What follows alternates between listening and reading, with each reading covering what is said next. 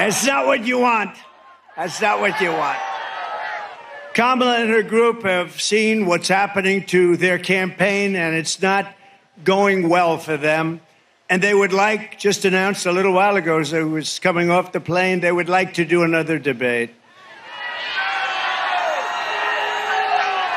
Although, good entertainment value. A lot of people say, oh, do it, it's great entertainment. I've already done two. One with crooked Joe Biden at CNN, and the other one with Kamala on ABC. CNN was very fair, I thought. Joe was driven out of the race. It was a coup, by the way, but he was driven out of the race. And they've been widely criticized by the radical left lunatics for all of the fairness. They were very fair. In other words, they won't be fair again because they took a lot of abuse from the radical left. ABC was 3-on-1, but I was given credit for having done a very, very good job. I appreciate that. We did a great job. It was 3-on-1. The problem with another debate is that it's just too late. Voting has already started. She's had her chance to do it with Fox. You know, Fox invited us on, and I waited, and they turned it down. But now she wants to do a debate right before the election with CNN because she's losing badly. You know, it's like a fighter. She sees the pulse. She sees what's happening. She's losing badly, but it's like a fighter who goes into the ring and gets knocked out. The first thing he says is, I want a rematch. I want a rematch.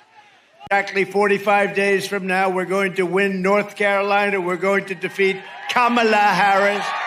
And we're going to make America great again. We're going to make it great again. But if you cast your vote for Kamala Harris, Comrade Harris, we call her Comrade, you're voting for 4 more years of brutal job losses, higher taxes, surging prices, falling wages, and economic depression and despair. Other than that, you'll be doing quite well, I think, actually.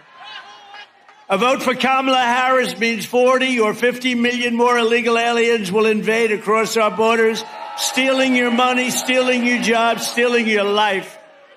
If Kamala Harris is reelected, she will kill the American dream forever. She's not competent to be president either, but I don't want to be rude. I don't want to be rude. She's not competent to be president. Did you see her on Oprah? That's not going to be president. That's not going to be president. Oprah didn't know what the hell to do. Oprah was like embarrassed. She wanted to hide under the table, but she's a professional and she was able to sort of disguise it. No, she wanted to go right under the table. Vote Trump and we will bring back the American dream bigger, better, and stronger than ever before. Everyone knows that Kamala Harris cannot explain how she would make your life better because it's really her policies that have destroyed this country in the last 3 years. She was the border czar. Now she says she wasn't the border czar. It doesn't matter. She was in charge of the border, put there by sleepy Joe Biden. He wanted to go to the beach. She said, I don't have time. I got to go to the beach and sleep. Who the hell sleeps on camera? You have cameras watching. I don't want to ever fall asleep on live television. Kamala Harris cost your family $28,000 in higher prices. Last month alone, she lost, think of this, last month they lost, in this country, 438,000 full-time jobs. That's a government number, including 24,000 manufacturing jobs. That's last month. And the interest rates are lowered for political reasons, but they're also lowered because the country is not doing well.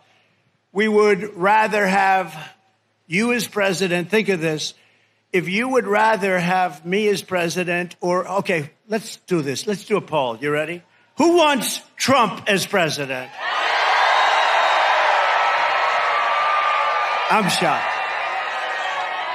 Is there anyone brave enough to raise your hand? Who wants Kamala as president?